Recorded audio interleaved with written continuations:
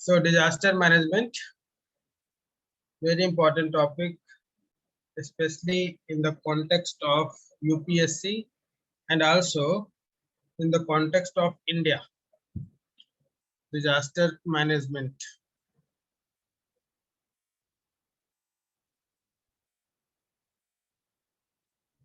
Disaster management. Now the importance of the subject,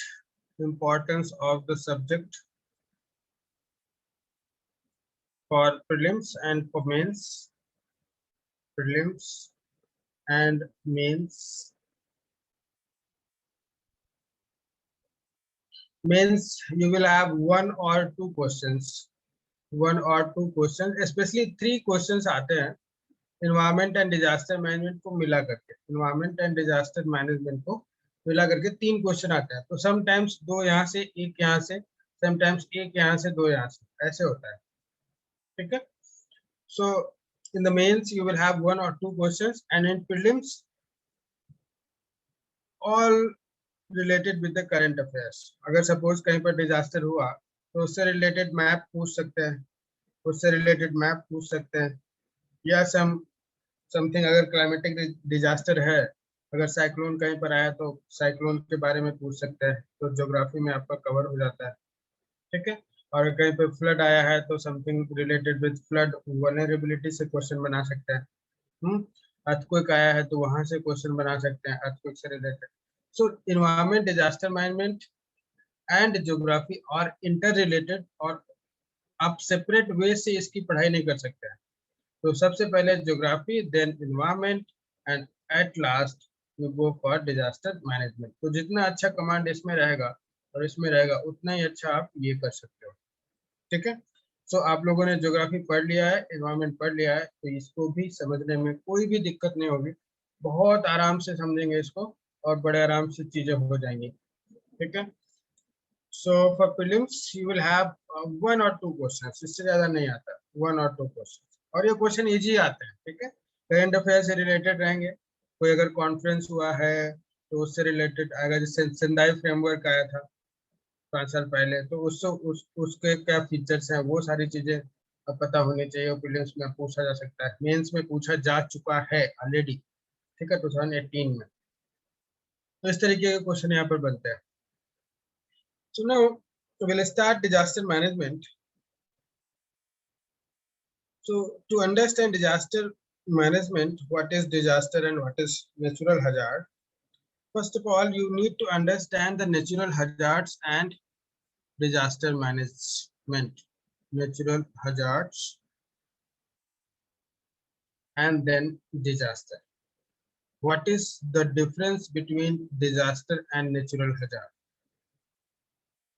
ठीक है, now natural hazard, suppose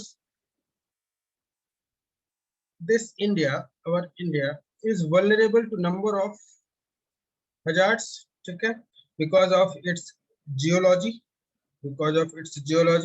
we have seen the plate tectonics, ठीक है, plate movement, and because of its geology and plate movement you can say that India is vulnerable to the earthquake, बोल सकते हैं कि नहीं। its geography means its location, ठीक है, location of the country makes it vulnerable to the cyclones.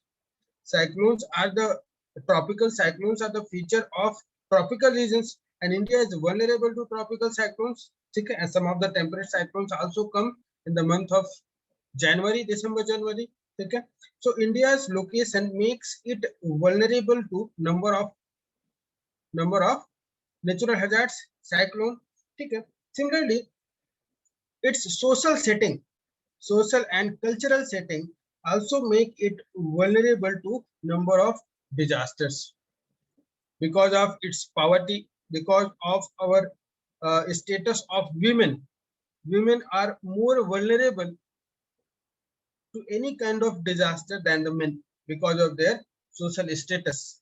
Poverty, because of high poverty there is a lack of resilience, जिसके पास poverty ज्यादा होता है उसका घर नहीं होता है, ठीक है, घर नहीं होता है, एंड देन कच्चे घर में रह रहे होते हैं, फ्लड आता है वो चले जाते हैं, स्लम्स में ज्यादा डिजास्टर होते हैं, ठीक है। तो poverty or social and cultural setting also make it vulnerable for number of natural hazards, ठीक है। Similarly, the climate of India also make it vulnerable to number of disasters, ठीक है। So here climate, our climate is monsoon climate, and because of monsoon you are vulnerable to floods and droughts. We have seen the mechanism of monsoon, ठीक है। And in the monsoon mechanism we have also seen that 80% of our rainfall is concentrated in 4 months, ठीक है। 80% rainfall जो हमारा होता है वो केवल 4 महीने में हो जाता है, ठीक है।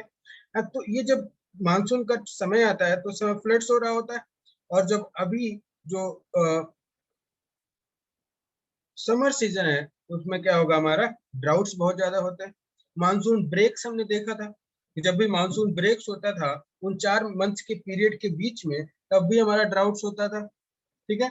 So because of our climate we are vulnerable to floods and droughts. And under geography we have seen the location of Himalayas,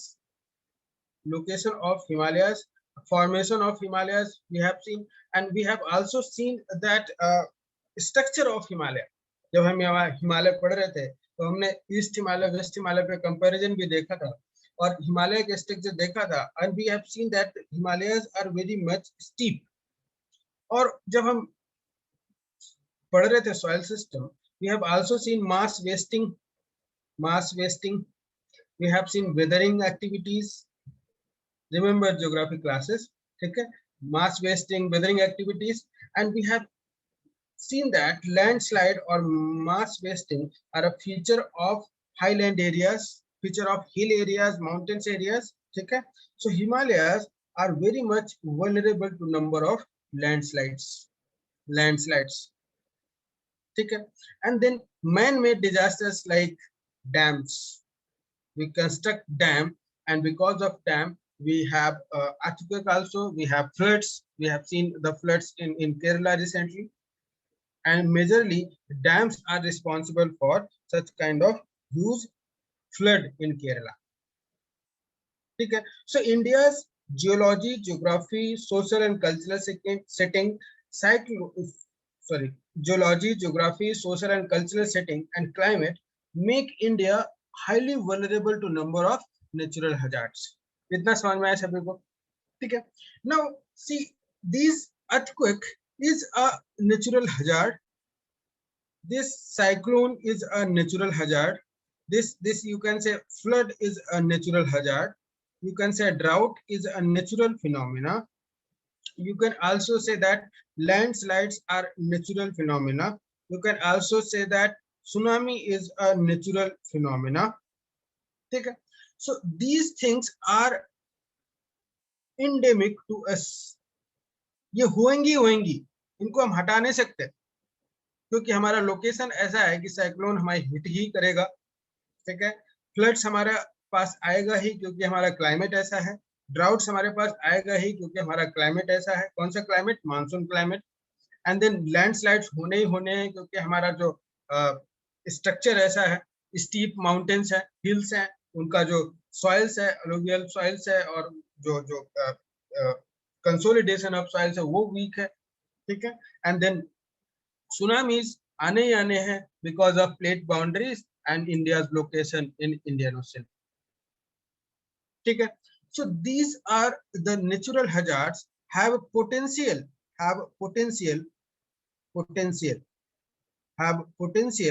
to cause damage,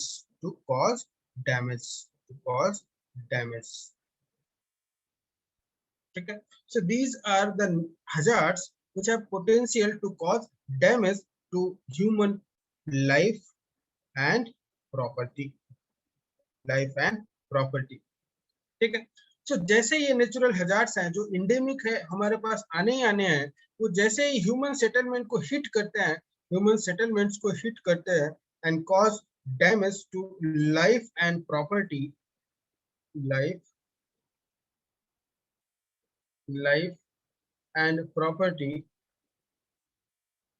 these natural hazards become disasters. So you can say that natural hazards have potential, and here disaster are actual occurrence, actual damage, actual impact on human life, human settlement, actual impact on human settlement. So अगर हम map से देखते हैं, यहाँ पर अगर example लेते हैं, so here suppose one cyclone generated, one cyclone developed, and cyclone start traveling in this direction.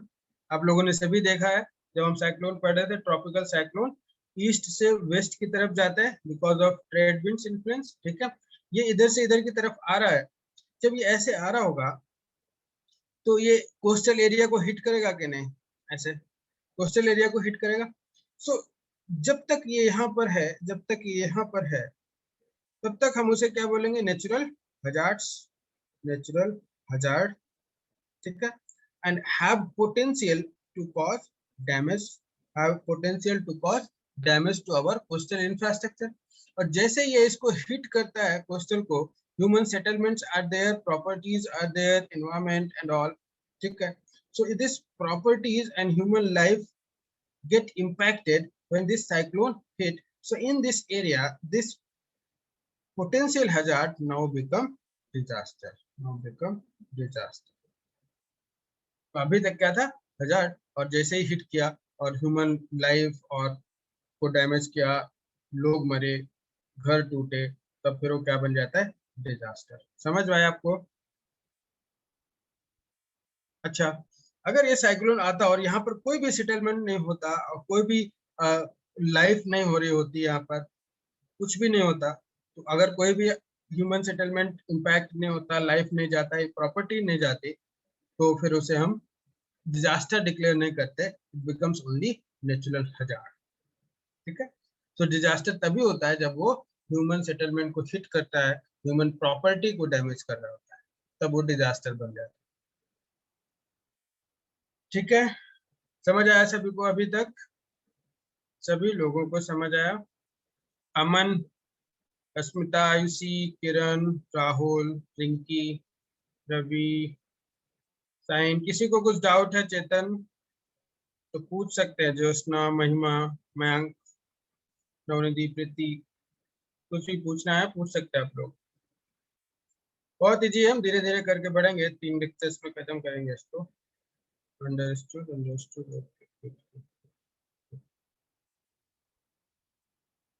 ठीक है, ठीक है, सभी को समझ में आ गया? So write down, write down, write down.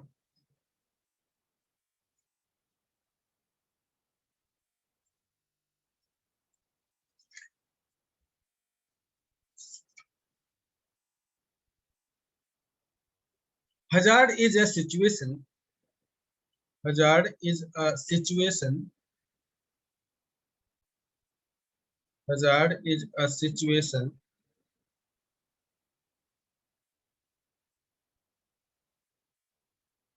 hazard is a situation that poses a level of threat to life, a level of threat to life, threat to life, health, or environment, health or property and environment, property and environment.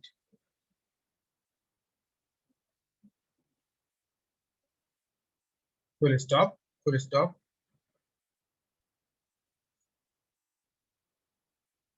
I repeat, hazard is a situation that poses a level of threat to life, health, or property and environment. Most hazards, write down, most hazards are dormant, are dormant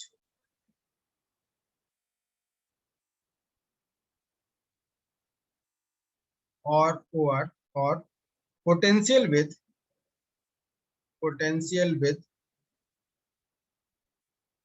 only a risk of harm,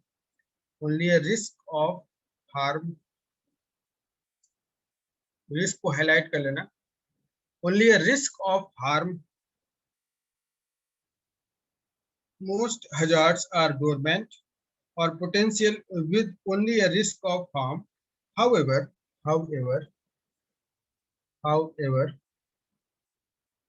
once a hazard becomes active,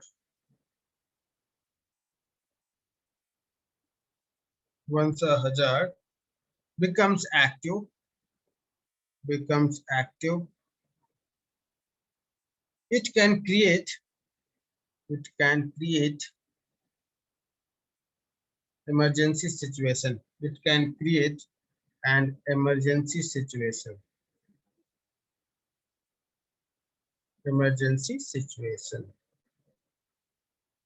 ठीक है? Hazard is a situation that poses a level of threat to life, property, or life, health, or property and environment. Most hazards are dormant or potential with only a risk of harm. However, once a hazard becomes active, it can create an emergency situation. ठीक है? कोई tension नहीं है अभी तक? Now change the paragraph. Change the paragraph. A disaster takes place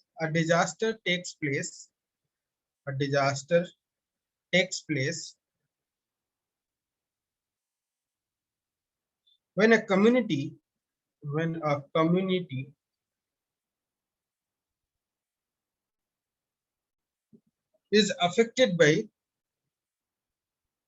is affected by a hazard. A disaster takes place when a community is affected by a hazard, only when a community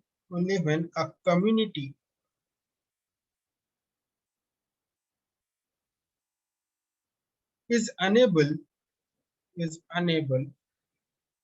to withstand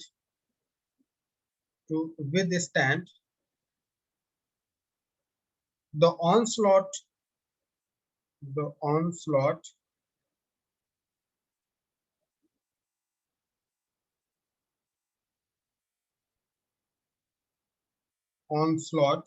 of a hazardous event resulting into heavy losses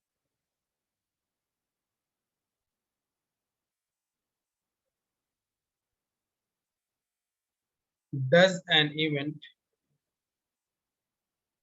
qualify as a disaster?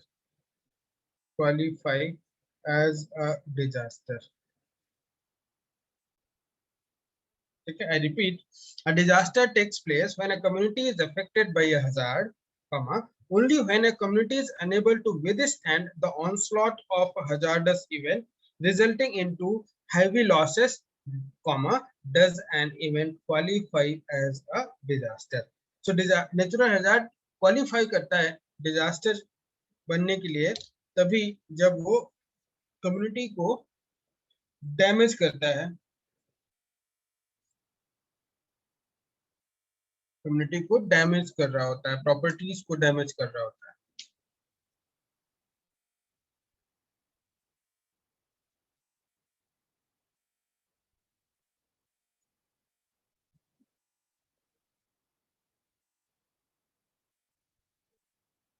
ठीक है, अभी तक समझ में आया? Now change the paragraph.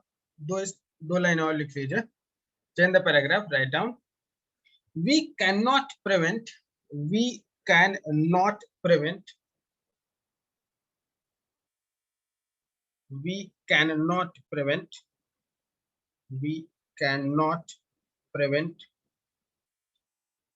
natural hazards, natural hazards which are endemic to our geology, which are endemic to ENDEMIC, which are endemic to our geology, which are endemic to our geology, comma geography, comma geography, comma climate, comma social and cultural setting, social and cultural setting, cultural setting,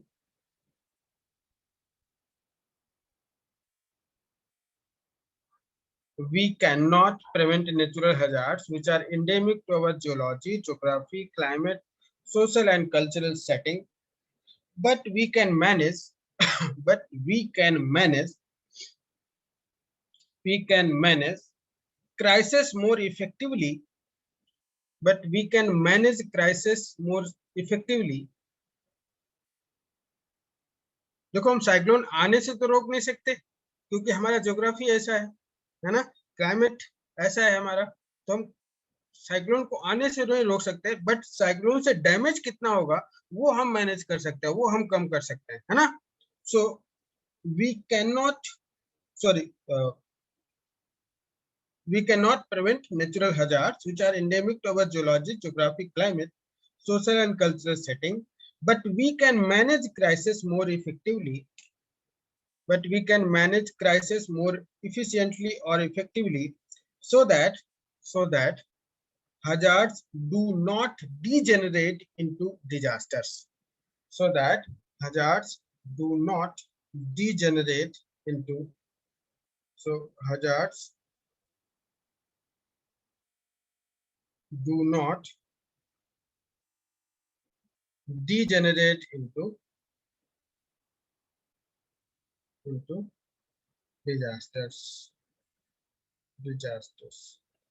introduction समझ में आया, hazards, natural hazards, disasters. ठीक है, अब हम crisis को कैसे manage करेंगे वो हम पूरी 3 क्लासेस में देखेंगे.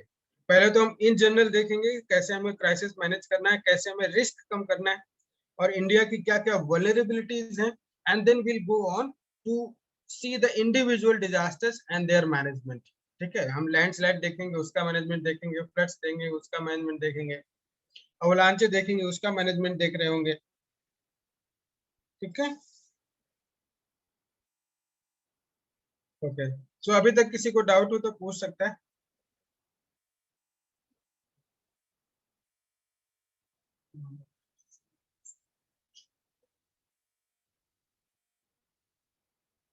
दर्शिका sir, what is the meaning of onslaught of hazard?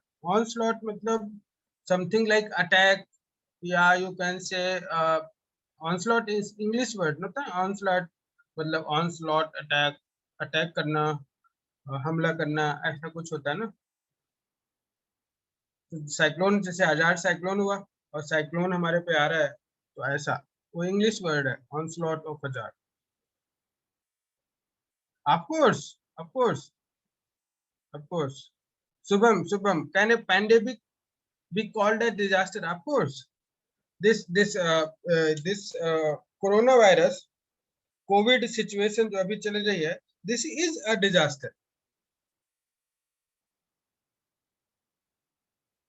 ठीक है, anything that damage the human life in a wide scale. ठीक है, ऐसा नहीं कि एक सिंगल आदमी का कुछ घर टूट गया, इस तरीके से नहीं होता. वो उस पर्टिकुलर आदमी के लिए डिजास्टर हो सकता है, उस फैमिली के लिए डिजास्टर हो सकता है, but to qualify to be a disaster for a nation or a region, it should be a wide scale, and anything that damage the human life properties are a disaster. ठीक है, so pandemic जो covid situation है, this is a biological disaster में qualify करता है. biological disaster में कई सारे टाइप्स ऑफ डिजास्टर्स होते हैं. जैसे जियोलॉजिकल डिजास्टर हुआ तो जियोलॉजिकल में तुम्हारा वोल्केनो आ जाएगा, लैंडस्लाइड्स आ जाएंगे, अवलांच, अर्थक्वेक, तो ऐसे ही बायोलॉजिकल डिजास्टर होता है, बायोलॉजिकल डिजास्टर के अंदर आता है पब्लिक हेल्थ क्राइसिस। ठीक है शुभम, बायोलॉजिकल डिजास्टर के अंदर आता है public health crisis. So this COVID situation will be a public health crisis, जो अभी पब्लिक हेल्थ क्राइसिस चल रहा है, तो this is again a disaster. And vulnerability to, देखो मैं अगर बताऊं, virus virus and health crisis, health crisis, ठीक है, this is a hazard, this is a hazard, and when virus impact the humans in a wide scale, in a wide scale, in a wide scale, and humans cannot withstand, cannot withstand the onslaught of virus or attack of virus, ठीक है, तब ये क्या qualify कर जाएगा हमारा disaster में, ये क्या हो गया डिजास्टर। जैसे कि अभी कोविड चल रहा है, तो यहाँ पर देखो corona is a potential disaster, potential hazard, this is hazard and potential disaster, ठीक है। अब now it's impacting the human in a wide scale, अगर एक आदमी दो आदमी को हो रहा होता तो डिजास्टर क्वालिफाई नहीं करता। Now every day around 3 lakh people are getting impacted in India only, ठीक है। And wide scale and humans can not withstand, आज ही आपने देखा होगा कि एक हॉस्पिटल में ऑक्सीजन लीक होने की वजह से 22 पीपल मर गए, एंड डेली आपको ऑफिशियल रिकॉर्ड्स के अकॉर्डिंग लगभग 2000 लोग तो मर ही रहे हैं, ठीक है। So our infrastructure can not withstand the onslaught of virus, ठीक है। तो ये क्या हो गया, क्वालिफाई कर गया डिजास्टर, समझ गए। तो जैसे कि सपोज अगर हम देते हैं क्राउड, भीड़ देखा होगा आपने, बाजारों में भीड़ देखा होगा, मंदिर के पास भीड़ देखा होगा, है ना, मेले में भीड़ देखा होगा हर जगह पे। तो अगर क्राउड है तो crowd is a potential hazard, crowd is a potential hazard, but crowd में अगर स्टैम्पीड हो जाए, भगदड़ मचने लग जाए, ठीक है, भगदड़ मचने लग जाए तो फिर आदमी मरेंगे कि नहीं, that becomes disaster, that become disaster. अगर वहां भगदड़ मच जाए, लोग इधर उधर भागने लग जाए, तो फिर डिजास्टर हो जाएगा वो, ऐसा। एनीथिंग एल्स, किसी को और पूछना है किसी को? People new to my class, और जो मुझे जानते नहीं है, मेरा नाम नीरज है, नीरज नाम है, अमन, रिंकी, चेतन ने तो अटेंड करी है पहले क्लास, ज्योत्सना, तान्या, आप लोगों को समझ आ रहा है जिनका मैंने नाम लिया अभी? यस। रिधि, डिजास्टर मैनेजमेंट के लिए कोई बुक रीड करना होगा क्या? रिधि, इसका कोई अच्छा बुक नहीं आता यार, इसका कोई बुक नहीं आता अच्छा सा। बस इसमें आप क्या कर सकते हो, सेकेंड एआरसी का एक बुक पढ़ सकते हो। Okay Jyotsna, Tanya, good. Second ARC में डिजास्टर मैनेजमेंट का रिपोर्ट है, उसमें से कुछ आप स्टार्टिंग में डिफिनीशंस वगैरह देख सकते हो, सम स्ट्रेटजी देख सकते हो, अदरवाइज इसको करने का जरूरत नहीं है, मैं क्लास में कराऊंगा। Focus on current affair, current affair का जो मैगजीन आप लोग पढ़ते हो ना मंथली, उस पर ज्यादा फोकस करना और वो प्रॉपरली मैनेज करना। बाकी जो बेसिक्स है और मैं जो एक्चुअल लैंडस्लाइड है, जो क्लास नोट्स रहेगा, एंड करंट अफेयर का जो मैगजीन है, जो करंट में डिजास्टर चल रहा होगा, उस पर ज्यादा फोकस करना, ठीक है। So class notes plus current affairs, इस पे फोकस करना, और कुछ जरूरत नहीं है दूसरा चीज करने, ठीक है रिधि?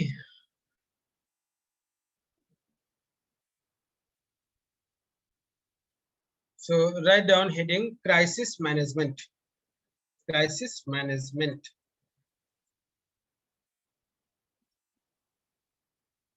crisis management.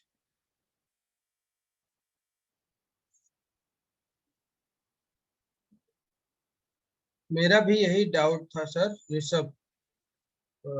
डाउट किस चीज का? बुक का ऋषभ?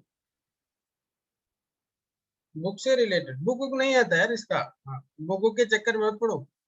ये करंट अफेयर ध्यान रखो, करंट में क्या क्या चल रहा है, और आप ये सारे क्वेश्चन आप एंटिसिपेट कर सकते हो। ठीक है, इस एंटिसिपेट कर सकते हो सारे क्वेश्चन, इसमें कुछ ज्यादा टेंशन नहीं रहता है। जैसे कि सपोज केरला में फ्लड चल रहा है, वो काफी 1 डेढ़ महीने 2 महीने तक न्यूज में है, लैंडस्लाइड्स वगैरह हुई हैं, तो फिर उससे रिलेटेड क्वेश्चन बन जाता है वहाँ पे। तो न्यूज़पेपर जो डिजास्टर जहाँ पे होता है उससे related editorials the Hindu, Indian express में आते रहते हैं, तो उनको पढ़ो, उनके नोट्स बनाओ। और करंट अफेयर का जो मंथली मैगजीन आप लोग पढ़ते हो किसी भी कोचिंग का, तो फिर उसमें जो डिजास्टर मैनेजमेंट इन्वायरमेंट वाले सेक्शन में जो डिजास्टर से रिलेटेड चीजें होती है उसको करके रखो प्रॉपरली, वहां पर मिलेगा। ठीक है, बट जो बेसिक्स है, जो क्लास में आपको पढ़ाया जा रहा है, नेचुरल हैजार्ड डिजास्टर किस तरीके से कैसे इम्पैक्ट हो रहा है, वो बहुत जरूरी होता है।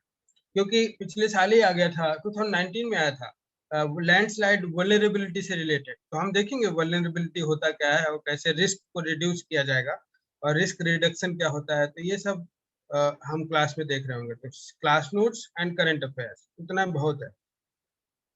Okay, so crisis management, crisis management.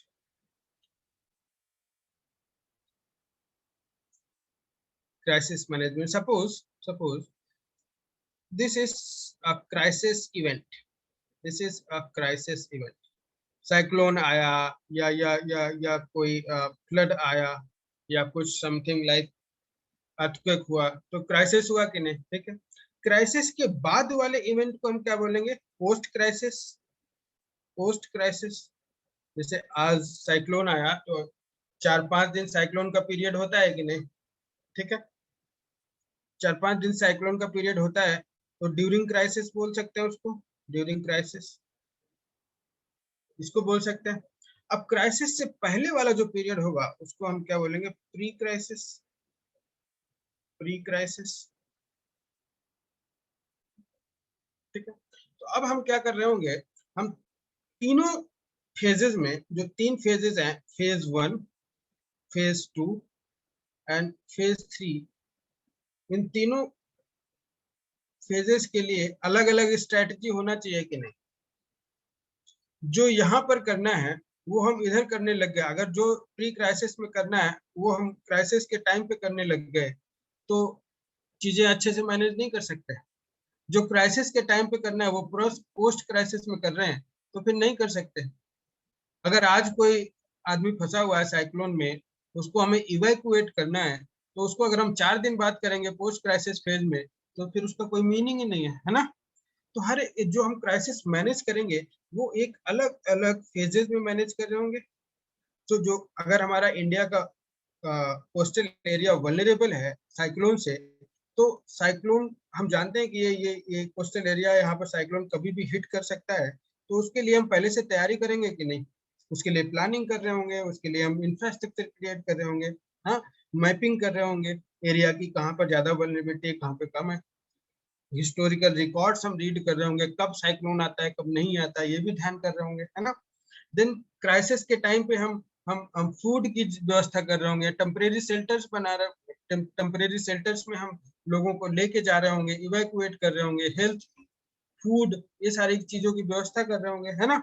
And then post crisis में जो लोग घर से बेघर हो जाते हैं उनके लिए हम रिहेबिलिटेशन प्रोग्राम चला रहे होंगे, है ना? जैसे कि अभी आपने देखा डिजास्टर मैनेजमेंट क्राइसिस क्या है, कोरोना टाइम, अभी उसका एग्जांपल भी ले लेंगे। कोरोना टाइम, अब पोस्ट क्राइसिस जो माइग्रेंट्स जा रहे हैं दिल्ली से, अपने अपने बिहार के यूपी में घर में जा रहे हैं, बॉम्बे से घर पे आ रहे हैं, और दूसरी सिटीज में बिहार यूपी में जा रहे हैं, तो उनके लिए रिहेबिलिटेशन पैकेज अनाउंस करता है। बहुत सारे स्टेट गवर्नमेंट, सेंट्रल गवर्नमेंट देता है, कितने पैसे दिए जाएंगे, इनको जॉब दिया जाएगा, इनको काम दिया जाएगा, मनरेगा में काम बढ़ाया जाएगा, ऐसा ये रिहेबिलिटेशन है कि नहीं, है ना? तो अगर हम प्री क्राइसिस की जो फेज है, जो सिचुएशन है, और जो इवेंट्स होने चाहिए यहाँ पर, उनको हम इधर नहीं कर सकते, और जो क्राइसिस के टाइम पे होना है उनको पोस्ट क्राइसिस में नहीं कर सकते।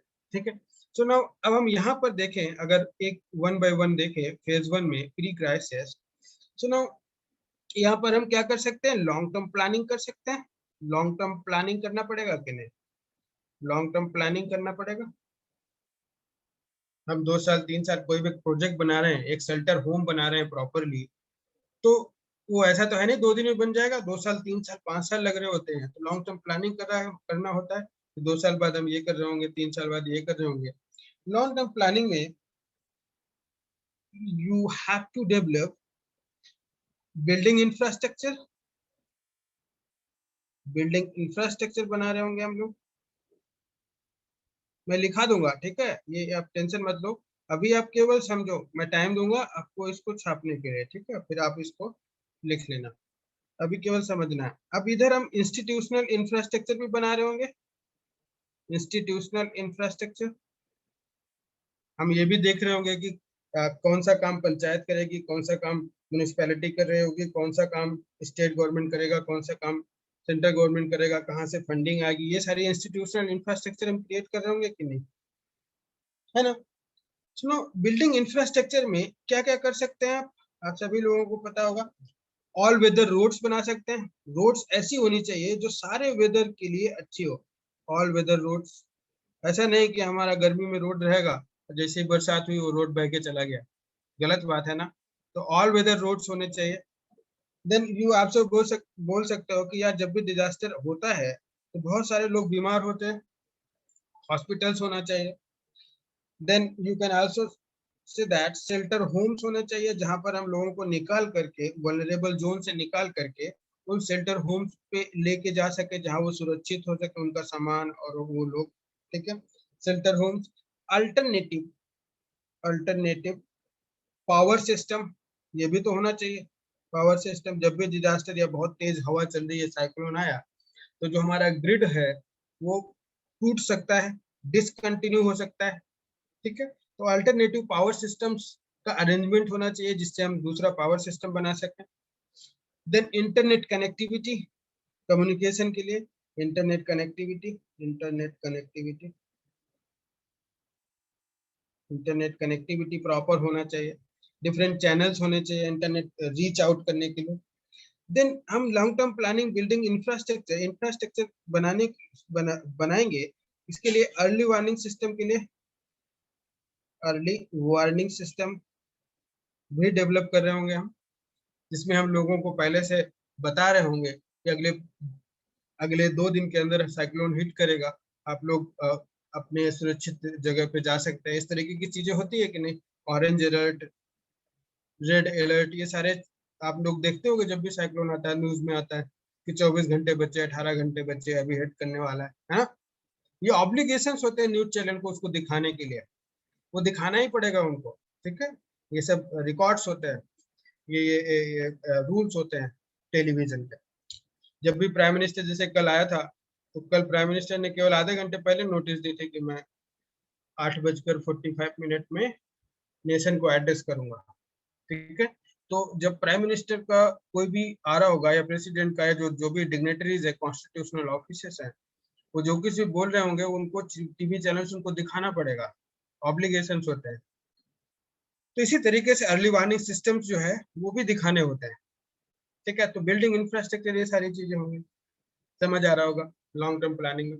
नाउ इंफ्रास्ट्रक्चर, इंस्टीट्यूशनल इंफ्रास्ट्रक्चर में क्या कर रहे होंगे, इसमें हम लीगल अरेंजमेंट कर रहे होंगे, लीगल अरेंजमेंट कर रहे होंगे, ठीक है। एक लॉ लेके आएंगे नेशनल, जैसे कि नेशनल डिजास्टर मैनेजमेंट एक्ट है, एनडीएमए, है ना। आजकल कोरोना के टाइम में काफी यूज हो रहा है एनडीएमए। तो you have NDMA, national disaster management act 2005, ठीक है, ये आया था हमारा। अच्छा, लीगल में एक इशू है, जो डिजास्टर मैनेजमेंट है हमारा कॉन्स्टिट्यूशनल जो अरेंजमेंट है सेंटर और स्टेट के बीच में। यू हैव शेड्यूल 7, शेड्यूल 7 के अंदर कौन सा लिस्ट है, एक सेंटर, स्टेट एंड कॉन्करेंट, ठीक है। सेंटर स्टेट कॉन्करेंट में जो सब्जेक्ट सेंटर लिस्ट में लिखे होते हैं वो सेंट्रल गवर्नमेंट, पार्लियामेंट उस पर लॉ बना सकती है, एंड जो स्टेट में लिखा होता है वो स्टेट बना सकते हैं, है ना। जो कॉन्करेंट में लिखा होता है उसमें सेंटर और स्टेट दोनों बना सकते हैं, है ना। ये सब पॉलिटी में आपको पढ़ाया हुआ है। यहाँ पर क्या पार्लियामेंट बना सकती है जो सेंट्रल लिस्ट में लिखा होगा, जो स्टेट लिस्ट में लिखा होगा वो स्टेट गवर्नमेंट बना सकती है। जो कॉन्करेंट लिस्ट में लिखा होगा उसमें क्या कर सकते हैं, सेंटर एंड स्टेट दोनों बना सकते हैं, पार्लियामेंट और स्टेट असेंबली दोनों बना सकते हैं, स्टेट लेजिस्लेचर दोनों बना सकते हैं, है ना, इतना कर सकते हैं। बट ये जो डिजास्टर मैनेजमेंट है वो कहीं पर भी नहीं लिखा, इधर भी नहीं लिखा, इधर भी नहीं लिखा, इधर भी नहीं लिखा, तो कहीं पे लिखा ही नहीं है, भूल गए थे, है ना। तो हमारे कॉन्स्टिट्यूशन के अंदर प्रोविजन क्या है, जो कोई सब्जेक्ट अगर इधर तीनों में नहीं लिखा होगा वो रेजिडुअल सब्जेक्ट होगा, रेजिडुअल सब्जेक्ट होगा, और जो भी रेजिडुअल सब्जेक्ट होगा उस पे लॉ बनाने का अधिकार सिर्फ और सिर्फ पार्लियामेंट को होगा, पार्लियामेंट बना पाएगी, ठीक है। सो जब डिजास्टर मैनेजमेंट कहीं पर नहीं लिखा है तो पार्लियामेंट ने 2005 में जब वो आया था सुनामी, 2004 में सुनामी आया था, उसके बाद हमें लीगल अरेंजमेंट्स का जरूरत पड़ा, फिर हमने क्या किया, एक लॉ लेके आए, नेशनल डिजास्टर मैनेजमेंट एक्ट, ठीक है। ये आप लक्ष्मीकांत, आपका पास बुक होगा, लक्ष्मीकांत में एक चैप्टर पूरा दिया हुआ है नेशनल डिजास्टर मैनेजमेंट का, पॉलिटी वाले में सब्जेक्ट में, ठीक है। एक चैप्टर दिया हुआ है, 3 पेज का है, बस उसको पढ़ना है, डिजास्टर मैनेजमेंट। जो नया एडिशन है उसी में है, पुराने एडिशन में नहीं है, ठीक है। आई थिंक 6वां या 7वां एडिशन है, तो उसी में है, उसी के पास 6th एडिशन है, 6वां एडिशन है। Now see disaster management act, ये आ गया आपके उसमें। अदर थिंग इज प्रॉपर हिरार्कीज होना चाहिए कि नहीं, प्रॉपर हिरार्कीज होने चाहिए कि central government, state government, then you can district management team, and then you have block level, then you have panchayat level, ठीक है। प्रॉपर वर्क असाइंड होना चाहिए कि सेंट्रल गवर्नमेंट क्या क्या करेगा, स्टेट गवर्नमेंट क्या क्या कर रहा होगा, और डिस्ट्रिक्ट मैनेजमेंट जो आईएएस ऑफिसर होते हैं, डिस्ट्रिक्ट मजिस्ट्रेट, डिस्ट्रिक्ट कलेक्टर जिसे बोलते हैं, तो वो क्या क्या करेंगे, ब्लॉक पंचायत, ब्लॉक लेवल पे वो क्या हो सकता है, पंचायत लेवल पे जो प्रधान होता है पंचायत, ग्राम सभा होती है, वो क्या क्या कर सकते हैं, ठीक है। अगर ये रिस्पॉन्सिबिलिटीज, ड्यूटीज, पावर्स अगर प्रॉपरली लिखे हुए हैं कहीं पर, तो आप क्या कर सकते हो, अकाउंटेबल बना सकते हो अथॉरिटी को। आप बोल सकते हो ना कि ये काम आपका डिस्ट्रिक्ट मजिस्ट्रेट का है, आप नहीं कर रहे हो, आप क्वेश्चन कर सकते हो अथॉरिटी को, ये स्टेट गवर्नमेंट का है नहीं कर रहा है, सेंट्रल गवर्नमेंट का है नहीं कर रहा है, तो आप अकाउंटेबल बना सकते हो, ठीक है। सो प्रॉपर हिरार्कीज होना चाहिए, रोल्स रिस्पॉन्सिबिलिटी ड्यूटी ये सारी असाइन होनी चाहिए, ठीक है। So duties and responsibilities are also assign, duties and responsibilities, powers, ठीक है। अच्छा, ड्यूटीज रिस्पॉन्सिबिलिटीज दोनों चीजें सेम सेम लग रही हैं, बट ऐसे होता नहीं है, ठीक है। ड्यूटीज रिस्पॉन्सिबिलिटीज आप दोनों लिख के आना, responsibilities inner sense of moral, moral ability you can से, ये हमारा अंदर का मोरल होता है रिस्पॉन्सिबिलिटी, जहाँ पर हम अपने दायित्व को समझ रहे होते हैं, अपने रिस्पॉन्सिबिलिटी को समझ रहे होते हैं ना। अब इंस्टीट्यूशनल इंफ्रास्ट्रक्चर में ट्रेनिंग भी होने चाहिए, प्रॉपर ट्रेनिंग भी होनी चाहिए ना, जो national disaster response force NDRF का जो बैच होता है, जो सोल्जर्स जिनको बोला जाता है, Indian national disaster response force, तो एनडीआरएफ के जो पर्सनल्स हैं उनको प्रॉपर ट्रेनिंग दी जानी चाहिए, ठीक है। देन इंस्टीट्यूशनल अरेंजमेंट ऐसा भी होना चाहिए जो क्रिएट अवेयरनेस क्रिएट करना चाहिए, ठीक है। ऐसा इंस्टीट्यूशनल सेटअप होना चाहिए जो अवेयरनेस क्रिएट करे हर जगह जा जा करके, ठीक है। And then mapping of area, institutional arrangement should be there for mapping of area, कहाँ पर कितना वल्नरेबिलिटी है, कौन सा डिजास्टर कहाँ पर आया, उसका इम्पैक्ट कितनी एरिया तक है, ये सारी चीजें होनी चाहिए, है ना। तो ये बिल्डिंग इंफ्रास्ट्रक्चर, इंस्टीट्यूशनल इंफ्रास्ट्रक्चर, ये सारी चीजें समझ में आई अभी आपको कि लॉन्ग टर्म प्लानिंग हम प्री क्राइसिस फेज में कर रहे होंगे, और ये सारी चीजें हम पहले ही डेवलप कर लेंगे, ये सारी चीजें हम पहले ही डेवलप कर लेंगे, कि क्राइसिस आने से पहले ये सारी चीजें हमारे पास होनी चाहिए, है ना। अब क्राइसिस सपोज आ गया, जब क्राइसिस आ गया तब हम क्या कर रहे होंगे, फर्स्ट जो भी आदमी फंसा है उसको निकाल रहे होंगे, इवैक्यूएट, इवैक्यूएशन, निकाल रहे होंगे, सेफ प्लेस में जा रहे होंगे।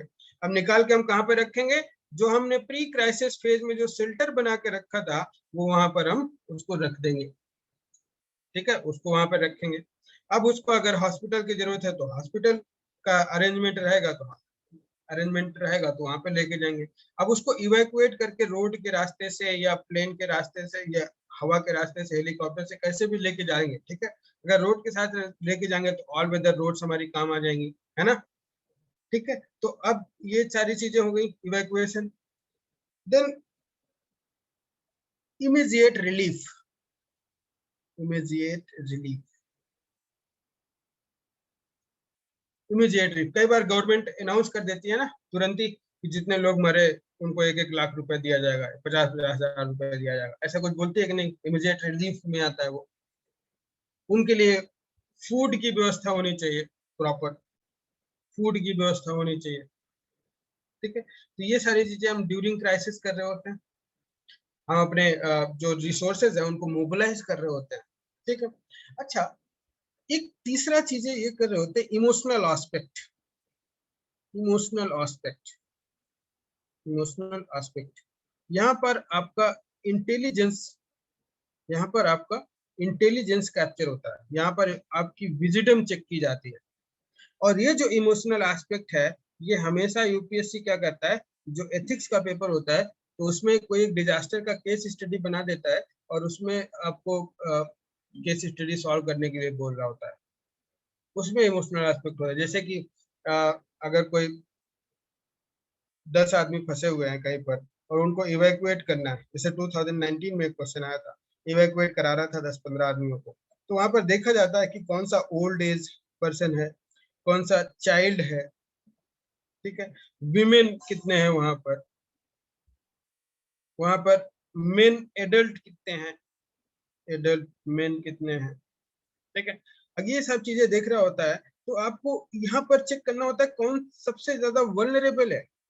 यहाँ पर वल्नरेबिलिटी ओल्ड की सबसे ज्यादा रहेगी, चाइल्ड की सबसे ज्यादा रहेगी, then you got women are vulnerable and at last men adult.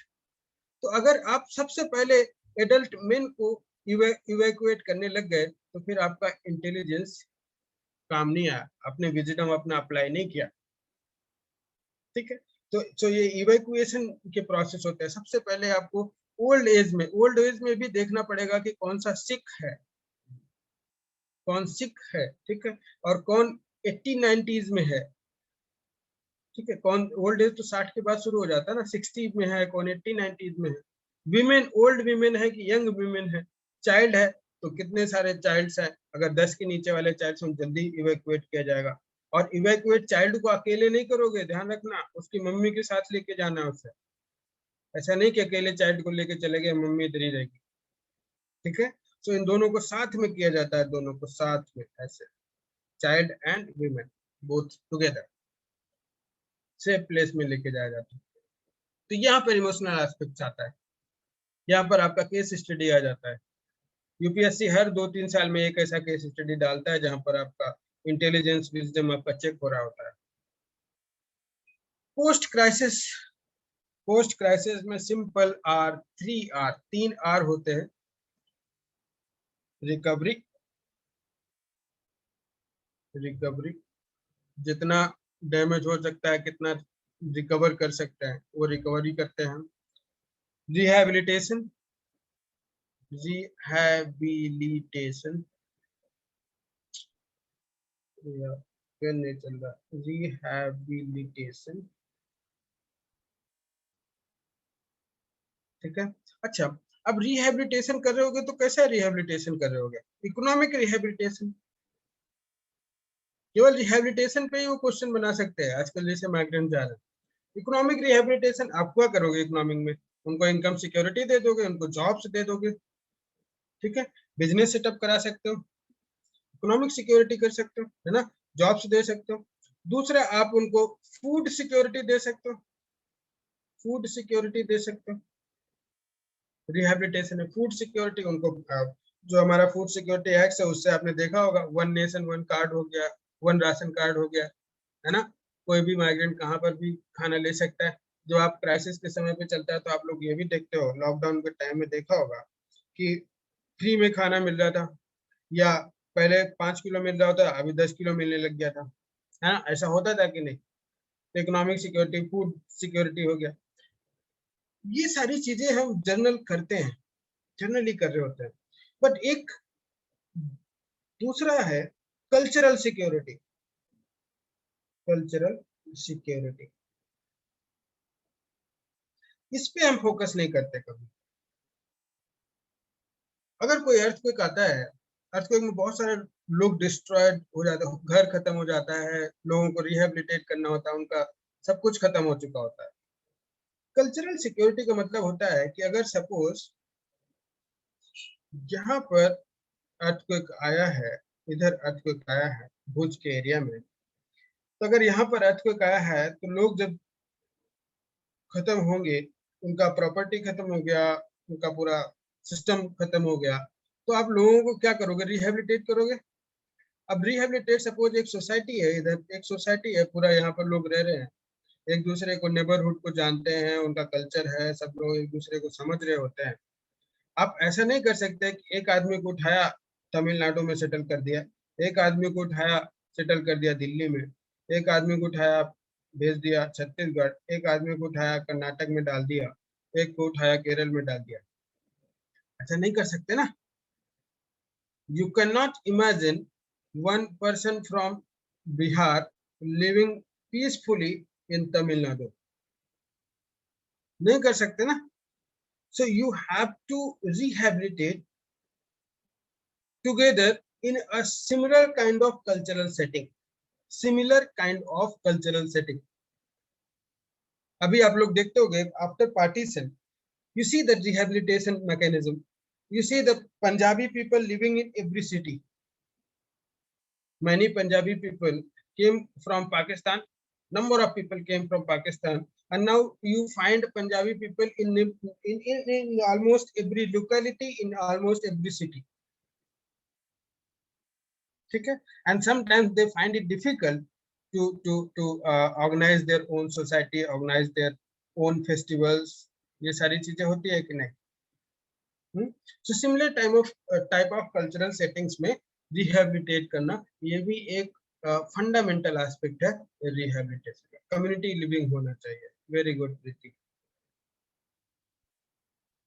Recovery, rehabilitation and reconstruction, दोबारा बनाना पड़ेगा ना हमको घर। अगर घर टूटा है तो, रोड टूटा है तो रोड दोबारा बनाना पड़ेगा, ब्रिज टूटा है तो ब्रिज दोबारा बनाना पड़ेगा। Reconstruction, reconstruction. अच्छा, अब जब दोबारा बना रहे होंगे तो हमको ध्यान रखना पड़ेगा कि हमने पहले ऐसा क्या कर दिया था, कैसा घटिया सा बनाया था कि टूट गया। ठीक है, so you have to learn lesson from the past experiences, right. पहले एक्सपीरियंसेस से हम लेसन लर्न कर रहे होंगे, और फिर दूसरे में हम उसको अच्छा करके जा रहे होंगे कि नहीं। जब आप क्लास में पढ़ रहे थे स्कूल में, तो आप देखते थे ना कि यार ये इसमें इस सब्जेक्ट में कम नंबर आया है, तो हम आगे में और इम्प्रूव करेंगे, ऐसा कुछ सोचते थे नहीं। अभी भी आप लोग सोच रहे होंगे, और आगे भी सोचना चाहिए, ये अच्छी चीज होती है।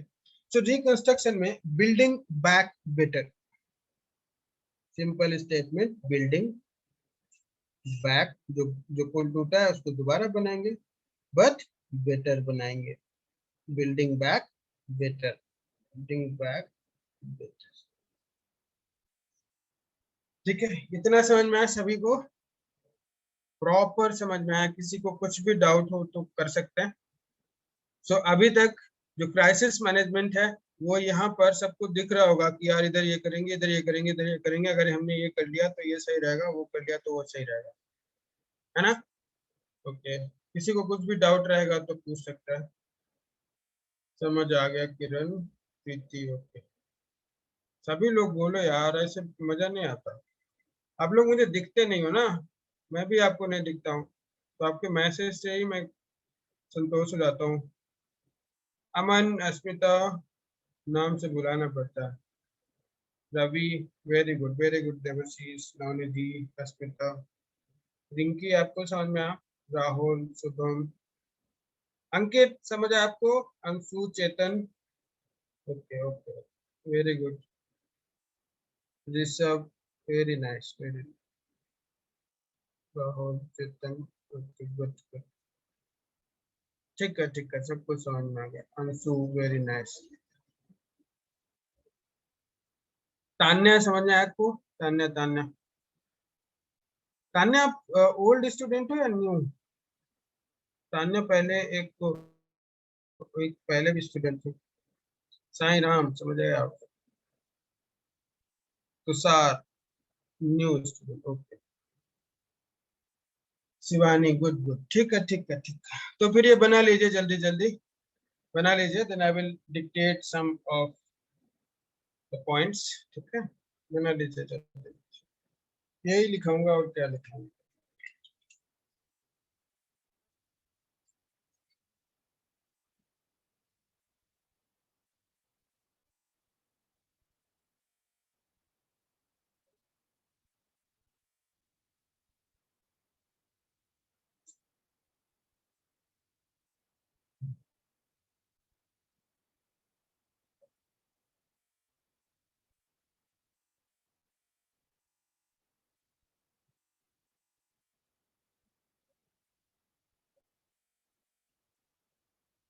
ओके तान्या, बोलता हूँ।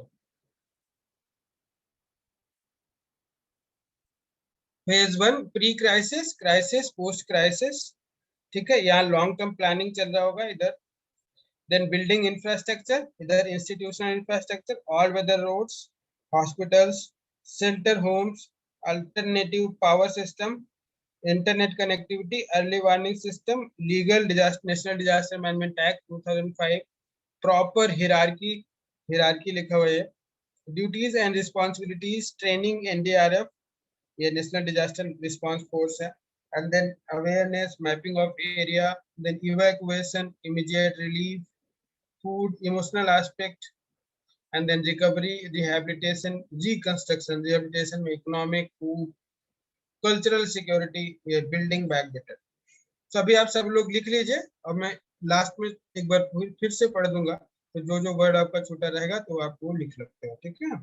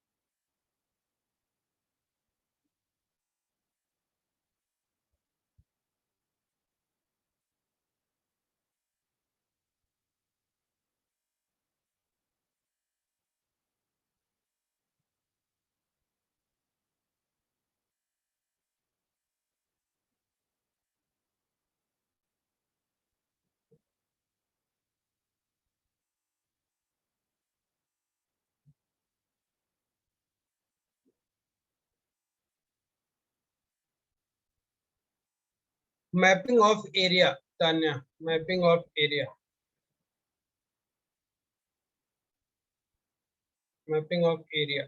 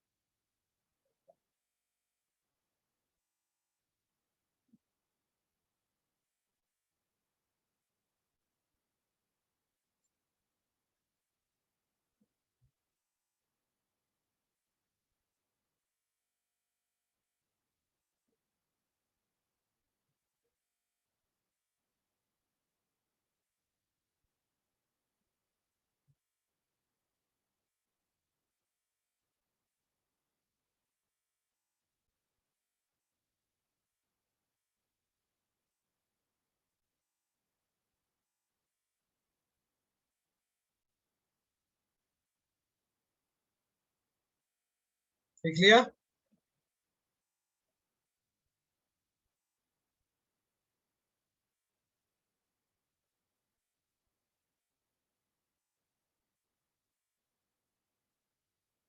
ओके, दिशा लिख लीजिए, लिख लीजिए, कोई टेंशन नहीं, लिख लो, लिख लो।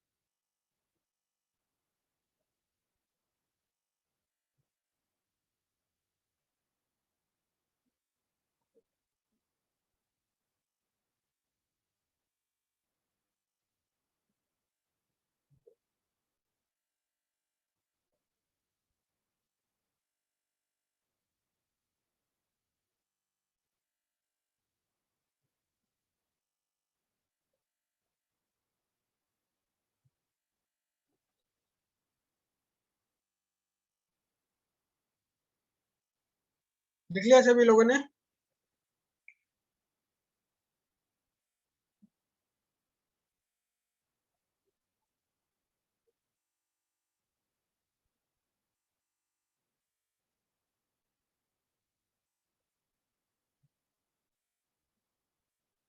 ओके ओके, ठीक है, ठीक है, ठीक है। तो इसको दोबारा लिखाने की जरूरत है क्या? राइट डाउन, 4-5 पॉइंट है, लिख लीजिए। कुछ स्ट्रक्चर्ड हो जाएगा। ठीक है, बाकी आपको आएगा क्राइसिस मैनेजमेंट स्ट्रेटजी, तो इसी तरीके से डायग्राम बना करके आप लिखेंगे। ठीक है, तो मैं थोड़े से वर्डिंग अच्छा कर देता हूँ। लिख down, write down first one, write down first one. Create appropriate, create appropriate legal and organisational framework, create appropriate legal and organizational framework, create appropriate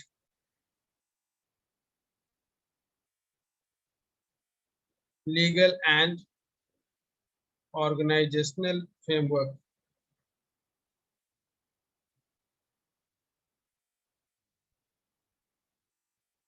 Second, increasing awareness about, increasing awareness about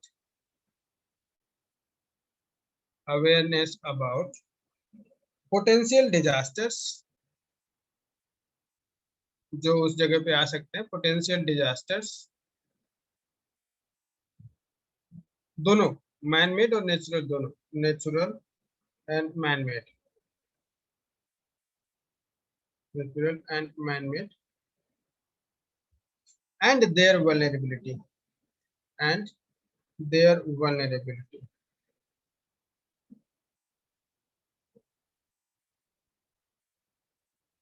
Third,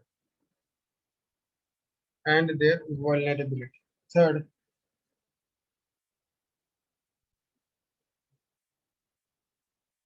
develop short term and long term, short term and long term planning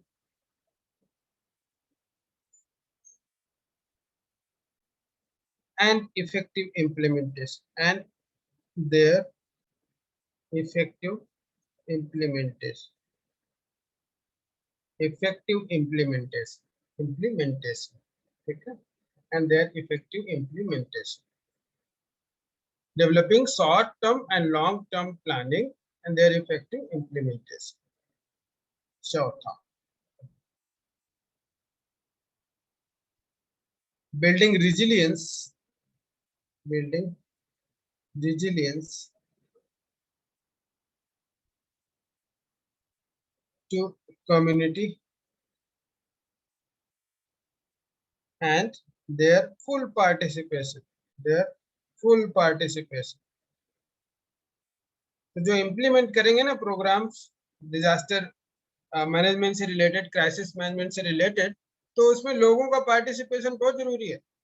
जब आप mock drill कर रहे हो तो लोगों को participation बहुत जरूरी होता है। ठीक है, उनके बारे उनको पता होना चाहिए कि कौन सा डिजास्टर यहाँ पर आ सकता है, किस तरीके से। जो लोकल नॉलेज होता है किसी डिजास्टर के बारे में, उसको पॉलिसीज में भी इनकॉर्पोरेट करना बहुत जरूरी होता है ना। Fifth, building and maintaining infrastructure and logistics. Build करना, building and maintaining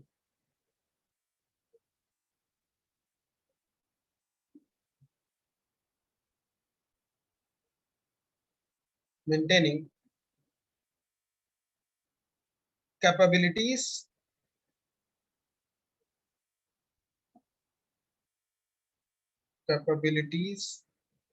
both human and institutional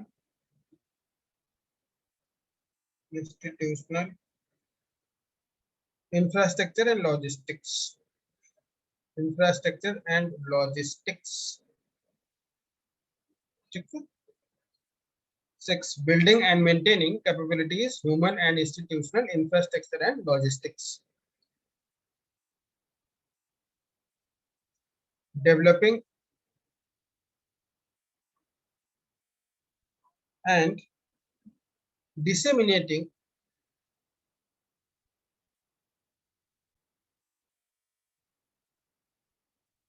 knowledge for effective crisis management.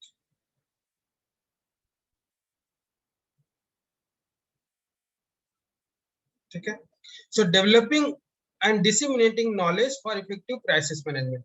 तो बहुत सारे रिसर्च वगैरह चलते रहते हैं, प्रोजेक्ट चलते रहते हैं।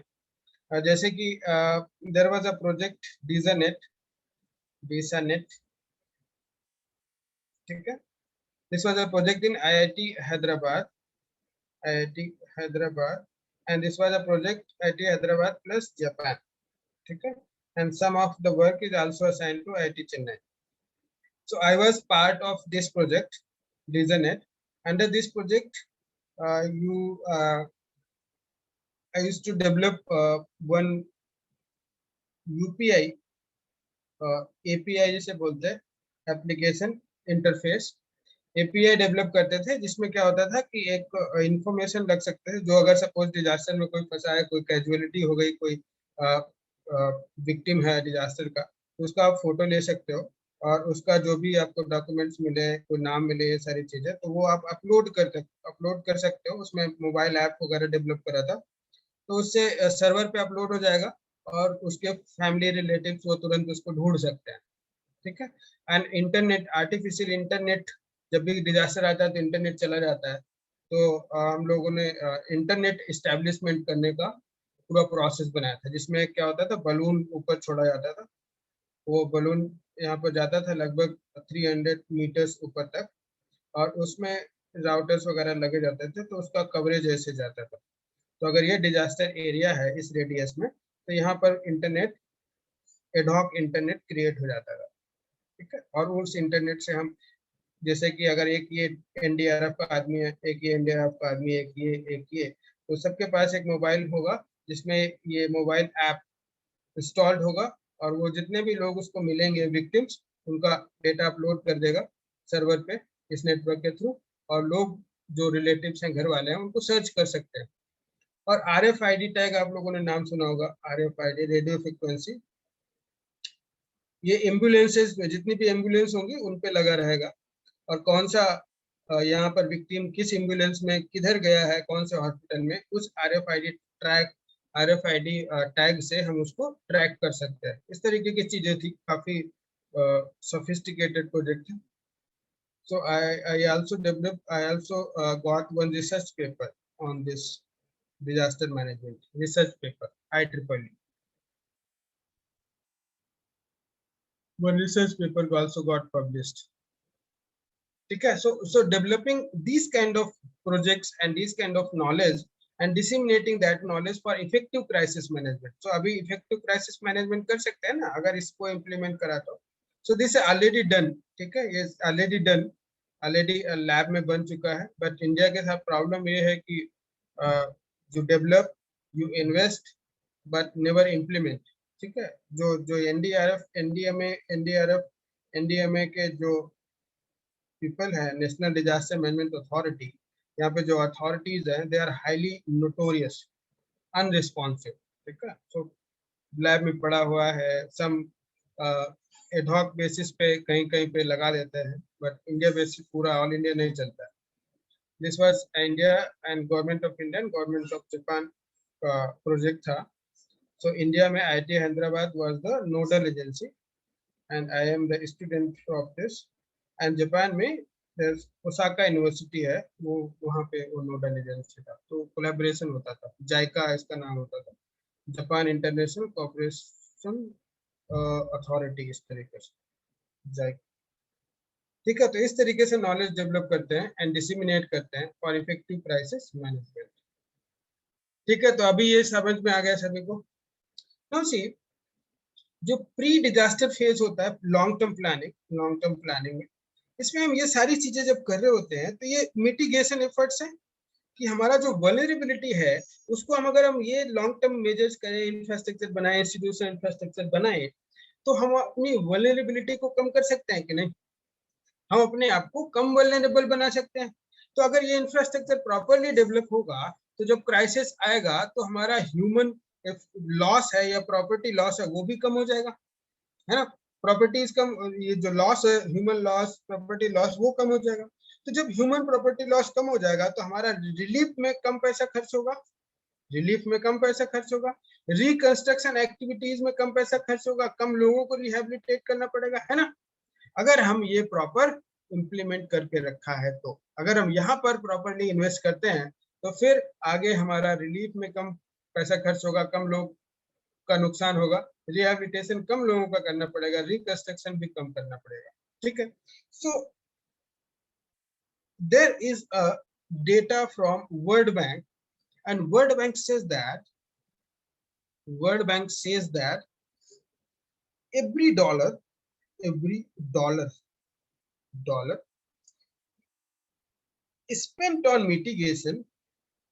spent on mitigation saves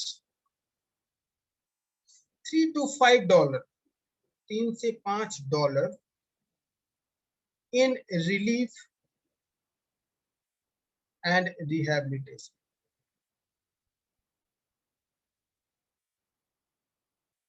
ठीक है, so every dollar spent on mitigation saves $3 to $5 in relief and rehabilitation.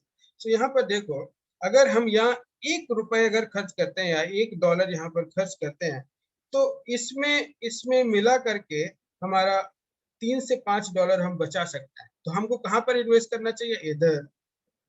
But India क्या करती है? Wait and watch. जब डिजास्टर हो जाएगा तब हम देखेंगे क्या कर सकते हैं. कर क्या सकते हैं? कुछ नहीं करते हम. जैसे कि इसमें एग्जांपल लेते हैं कोरोना वायरस, कोविड जो भी चल रहा है वो आपको काफी अच्छे से समझ में आएगा. कोविड में हमें क्या करना चाहिए था? बिल्डिंग इंफ्रास्ट्रक्चर, प्रॉपर हॉस्पिटल्स होने चाहिए थे कि नहीं? ठीक है, हॉस्पिटल्स होने चाहिए थे, डॉक्टर्स होने चाहिए थे, लैब्स होने चाहिए थे, टेस्टिंग लैब्स होने चाहिए थे. तो अगर हमें मैनेज करना है तो long term strategy, pre crisis, crisis and post crisis and pre crisis. देखो यहाँ पर आप लोग अपने इनपुट देना. Pre crisis. अब ये बताओ प्री क्राइसिस में कोरोना से रिलेटेड हम क्या क्या कर सकते थे? आप लोग कमेंट करिए. प्री क्राइसिस में क्या क्या होना चाहिए था बताइए. 1 2 3. ये लॉन्ग टर्म प्लानिंग होगा. लॉन्ग टर्म प्लानिंग में दोनों चीजें आप बतानी है, building infrastructure and institutional infrastructure, ठीक है, दोनों चीज।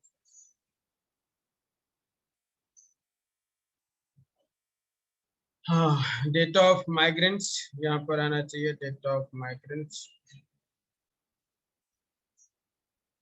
यहाँ पर better health care infrastructure, health care infrastructure, इसके अंदर आपका क्या आ जाएगा, health care infrastructure is a wider animals, यहाँ पर वाइडर टर्म है। यहाँ पर हॉस्पिटल आएगा, हॉस्पिटल, वेरी गुड देवशीष। और यहाँ पर लैब्स वगैरह आ सकते हैं ना, लैब्स, यहाँ पर टेस्टिंग किट्स वगैरह आएंगी, टेस्टिंग किट्स ये होनी चाहिए थी। हमारे पास पीपीई होनी चाहिए थी, ये सब होनी चाहिए थी नहीं, पीपीई किट हो गया, ठीक है, ये होना चाहिए था। और इसी के अंदर you got the doctors, doctors होने चाहिए थे, ठीक है। और बताइए यार, आप लोग देख रहे हो, oxygen cylinder, very good very good, oxygen cylinders होने चाहिए थे। अंशु सिंह, ऑक्सीजन सिलेंडर्स, आजकल लोग कंधे में लेके घूम रहे हैं, बहुत गंदी सिचुएशन है। अवेयरनेस, वेरी गुड, अवेयरनेस में ventilators, ventilators, very nice, awareness यहाँ पर आ जाएगा, अवेयरनेस, है ना, ये हो गया। सैनिटाइजर, बेड्स, हाँ हॉस्पिटल में बेड ही रहेगा भैया, सैनिटाइजर, मोबाइल हॉस्पिटल रिमोवरी, very nice very nice, Mayank, more oxygen plants, अच्छा, मस्त, Preeti Yadav, very nice, mobile hospital sanitiser, mobile hospitals होंगे, मोबाइल हॉस्पिटल्स, सैनिटाइजर्स,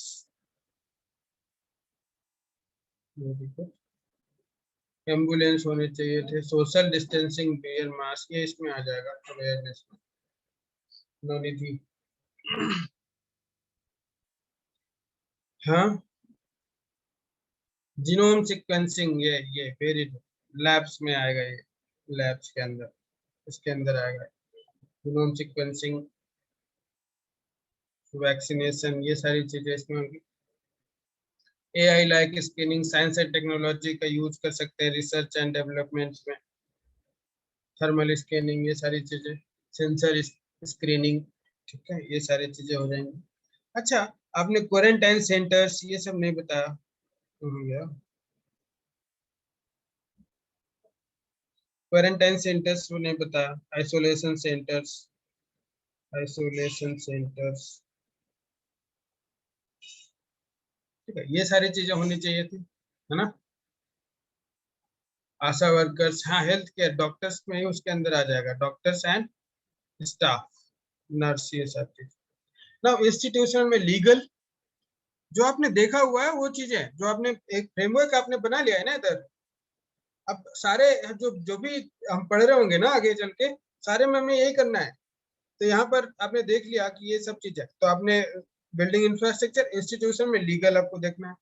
लीगल में आपको इश्यूज है बहुत सारे, डिजास्टर मैनेजमेंट एक्ट में बहुत सारे इश्यूज है, एनडीएमए में, जिसमें आपको वाइड नोटिफाइड डिजास्टर लिख दो और फिर उसके बाद वाइड पावर्स मिल जाती है सेंट्रल गवर्नमेंट के पास, स्टेट गवर्नमेंट को हम सबऑर्डिनेट कर देते हैं, ठीक है, ठीक है, तो ये एनडीए में लीगल प्रॉब्लम्स है।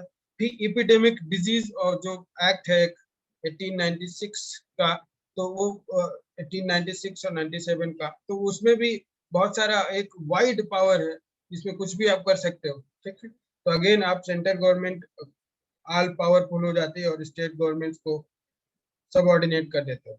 But you have seen the recommendation of Unchi Commission, Sarkaria Commission. Unchi Commission said that uh, Unchi Commission said that in disaster management, wider powers should be given to state governments, and central government should play a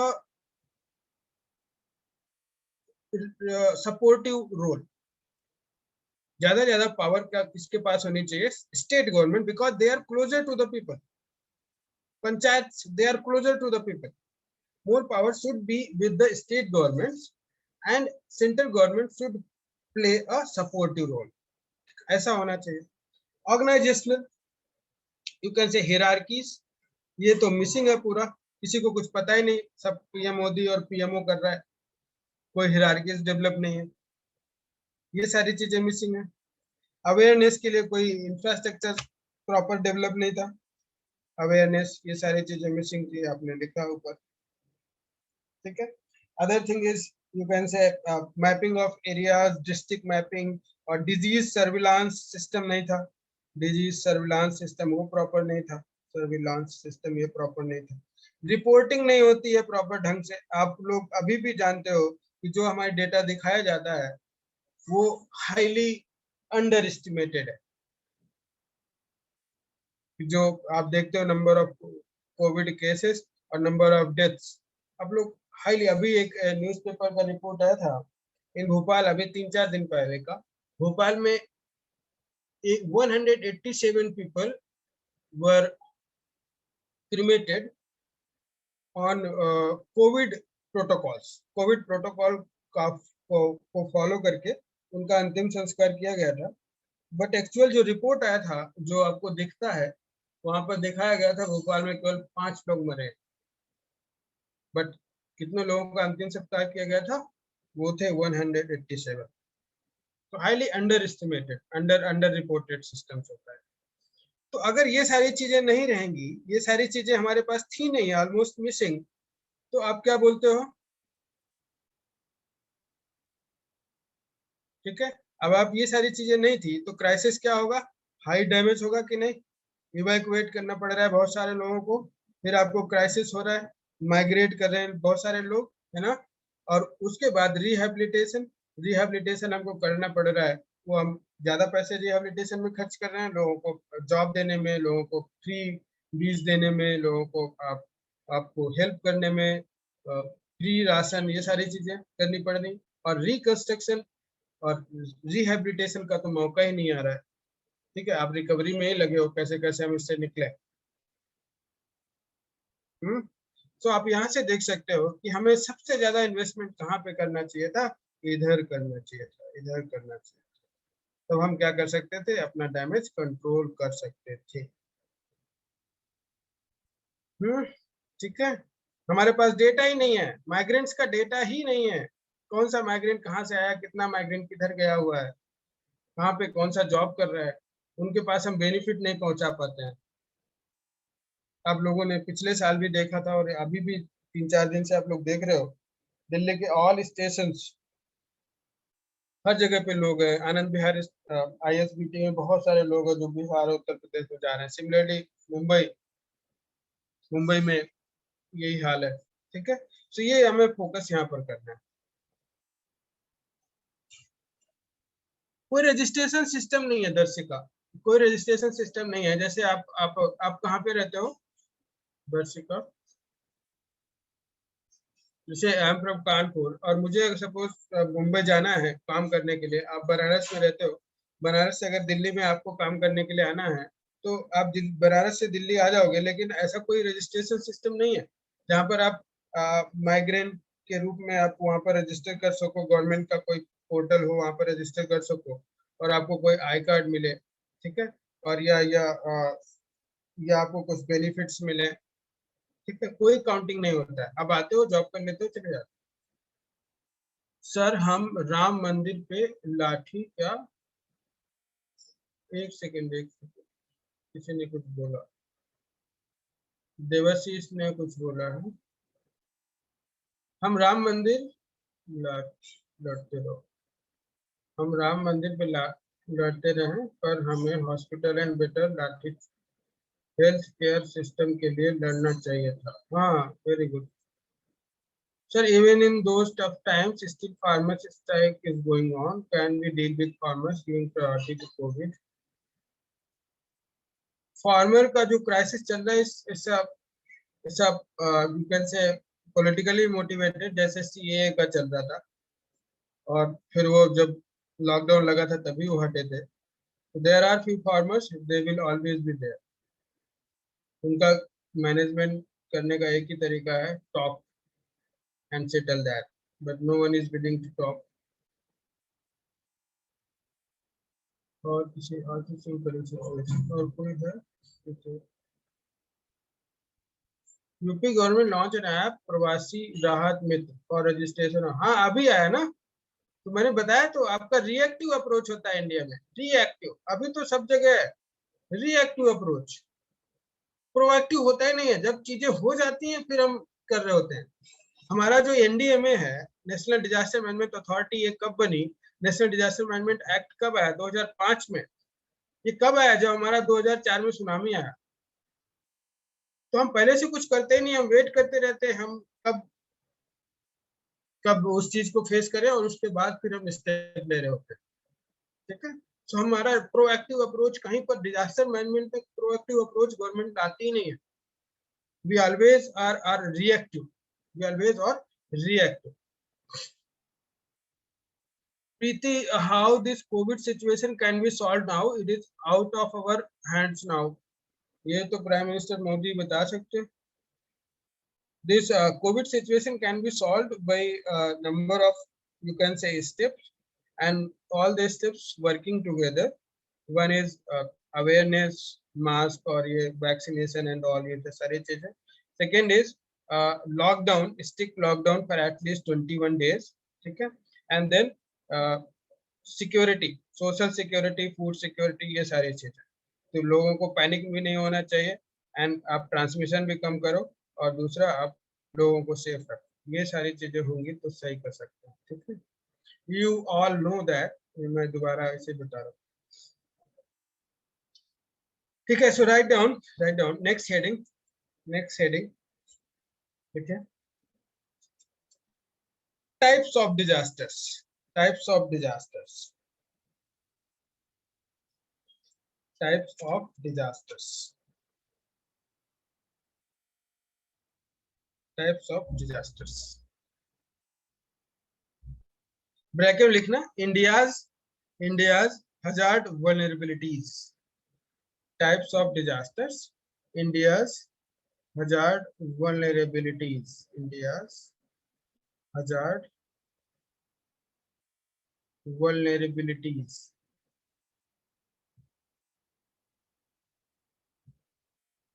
पहला geological,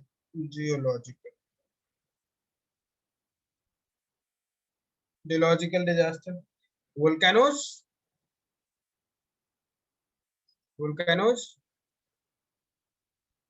Andaman में है ना अपने पास, barren island, volcanoes. Landslides, ये तो हर जगह पे है इंडिया में। You got landslides in Himalayan region. अब मैं जब लैंडस्लाइड पढ़ाऊंगा तो मैप बना के बताऊंगा कहाँ कहाँ पे लैंडस्लाइड आता है, कि कहाँ वहाँ पे इंटेंसिटी है। वेस्टर्न घाट्स में, सेंट्रल इंडिया में भी देयर आर सम पार्ट्स। ठीक है, landslides, earthquake, entire Himalayan region. Earthquake जब पढ़ोगे तो उसमें देखेंगे इंडिया में कहाँ कहाँ पे अर्थक्वेक आ सकता है, कहाँ कहाँ पे पार्ट्स है। ठीक है, earthquake. Then you will have tsunami, Indian eastern coast is more vulnerable than the western coast, and you all know we have seen the O interaction, पढ़ा था O plate tectonics में, and then you see Sunda Java trench, formation of Indonesia, formation of Philippines, formation of ये सारी चीजें, Pacific ring of fire देखा था ना, तो वहां से ऐसे आ सकता है। हम फिर से देखेंगे एक बार tsunami, then avalanche, Himalayan region, etcetera. And then second geological हो गया। दूसरा क्लाइमेटिक, अच्छा सुनामी आप लोगों को लग रहा होगा यार ये तो पानी वाला है ना, ये जियोलॉजिकल कैसे हो गया? ऐसा नहीं होता है। जैसे सपोज ये एक सी है, सी एरिया है, यहाँ पर सी एरिया है। अब सपोज यहाँ पर एक फॉल्ट क्रिएट हो गया इधर, और ये इतना लैंड नीचे चला गया, ये इतना लैंड नीचे आ गया, ऐसे करके, तो ये गैप क्रिएट होगा कि नहीं? अभी जैसे गैप क्रिएट होगा तो इधर का वाटर, इधर का वाटर, इधर का वाटर, ये सारा नीचे उस गड्ढे में जाके घुसेगा कि नहीं? ये ऑक्यूपाई करेगा इस स्पेस को। ऐसे ही ऑक्यूपाई करेगा, एक बड़ी सी लहर क्रिएट होगी ऐसे कर, और वो फिर आगे बढ़ने लग जाएगी, है ना, वो हम पढ़ेंगे आगे करके। तो इसका जो कॉजल इफेक्ट है, कॉजल रीजन क्या है इसका, इसका जो कॉज क्या है, कॉज कैसे हुआ? Subsidence of this land, subsidence of this land, और ये जियोलॉजिकल है। ठीक है, क्लाइमेटिक, क्लाइमेटिक क्या होगा? फ्लड, पानी ज्यादा वर्षा और फ्लड हो गया। Droughts, droughts, then you have this cyclones, then you have cyclones,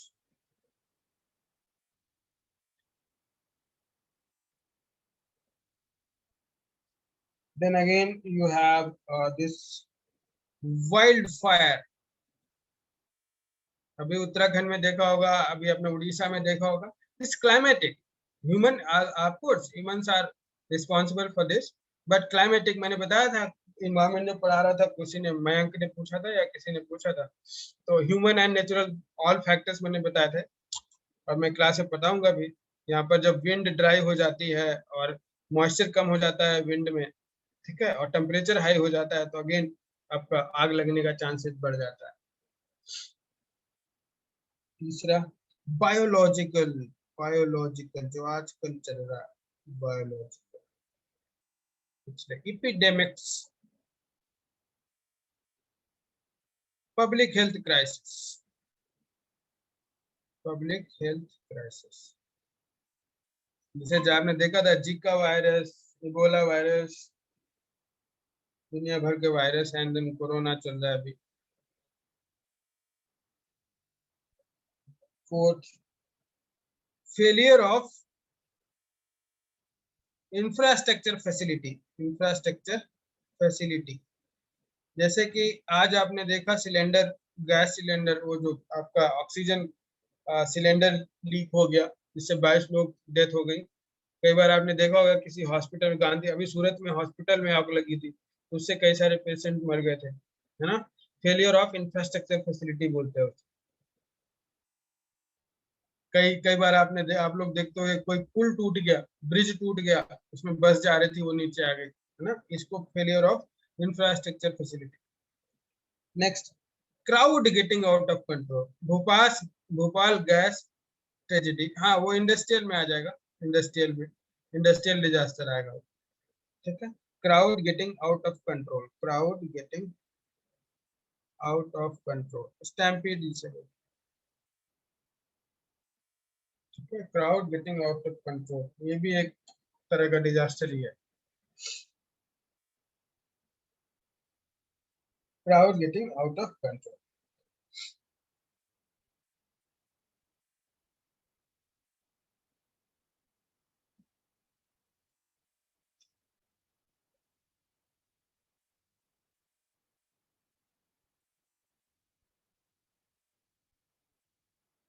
Okay.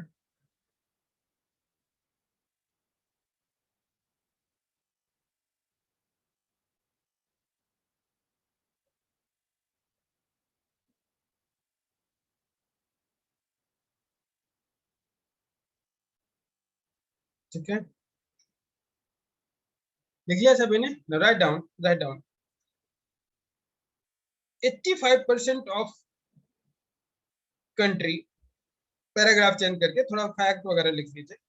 85% of country is vulnerable to, ये अपने सेकेंड ARC से मैंने लिया है डेटा, ठीक है। 85% of the country of India, you can से 85% of country is vulnerable to single or multiple hazards. Sir, is population explosion a disaster? No, it's not a disaster. Okay, it's a potential hazard.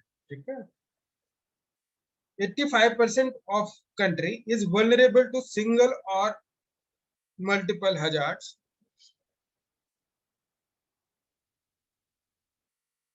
85% of country is vulnerable to single or multiple hazards. Full stop. 57% area of our country, 57% area of our country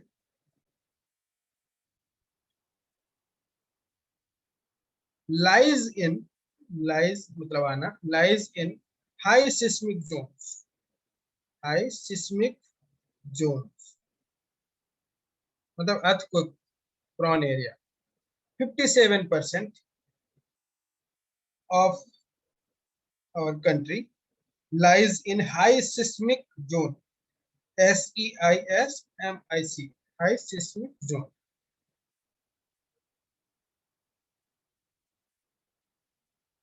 ठीक है, change the paragraph, change the paragraph, एक data और लिख लीजिए, World Bank का data है ये, write down. इससे वर्ल्ड डिजास्टर रिपोर्ट का डेटा है, तो world disaster, according to world disaster report, according to world disaster report, world disaster report, Red Crescent publish करता है, world disaster report, inverted comma में लिखना, during period 2000 to 2009, during period 2000 to 2009, during period 2000 to 2009,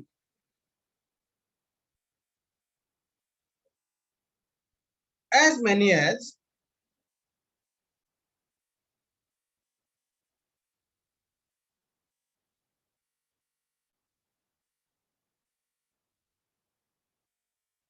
during period 2000 to 2009, as many as 85%, 85% of people affected by disasters, affected by disasters belonged to Asia Pacific region, Asia Pacific region, Asia Pacific region। ठीक है, Asia Pacific region. सभी लोगों को समझ में, अमन समझ आया आपको, all new to my class, Aman, Rinki आपको समझ में आया, Jinya Rinki, Rinki and all new Jyotsna and Tanya, okay, ठीक है, ठीक, अंडरस्टैंडेबल सर, ओके।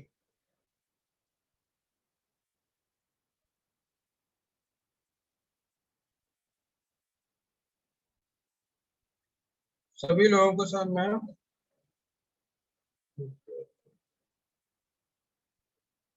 ओके। तो मैं ऐसे ही पढ़ाऊंगा आगे भी, अभी 3 क्लास में तो नहीं होगा, आई थिंक एक दो क्लास मुझे और ज्यादा लेना पड़ेगा, ठीक है।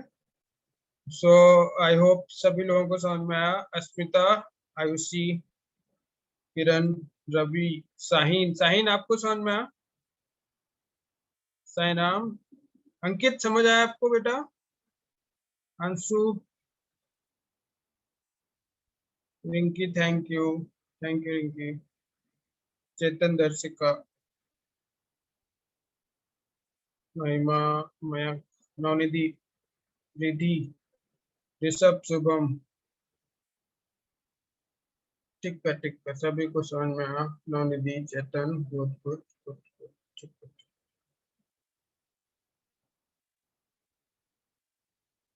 So will stop today sir. Science technology भी आप लोग क्या आपको अभी जो साइंस टेक्नोलॉजी वाले जो आपके सर या मैडम हैं, वो उनको कोविड हो गया है, ठीक है, उनको कोरोना हो गया है, तो वो आपकी एक क्लास ही ले पाया है, तो मैं आपकी क्लास लूंगा इसको डिजास्टर मैनेजमेंट खत्म करने के बाद, ठीक है। तो किसी को कुछ अगर प्रॉब्लम है मेरे लेने से, तो मैं रिकमेंड कर सकता हूँ किसी और को, ठीक है, देखना पड़ के।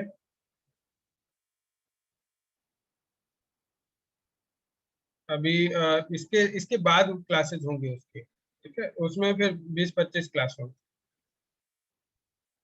ओके प्रीति, आप ही लो, अच्छा, ओके, ठीक है, ठीक है, ठीक, मैं पढ़ा लूंगा साइंस टेक्नोलॉजी, ठीक है, नो प्रॉब्लम, आप ही लीजिए, ठीक है दिशा, Jyotsna, ठीक है, देवाशीष, महिमा, मोर कंफर्टेबल विथ यू, ठीक है ठीक है। मास्टर टैलेंटेड है कीर्ति, अच्छा। अंशु, नो सर आपकी साइंस, ठीक है मैं ही पढ़ाऊंगा, ठीक है मैं ही पढ़ाऊंगा।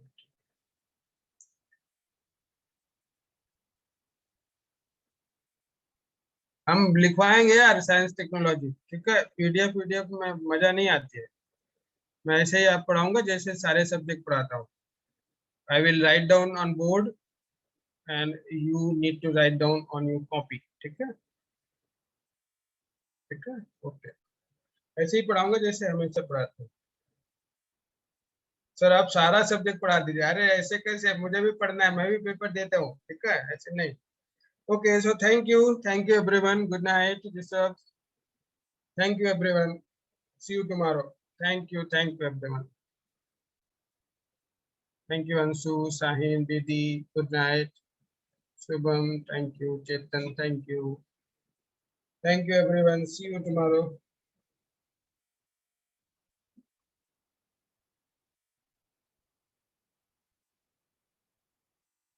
अमन, थैंक यू।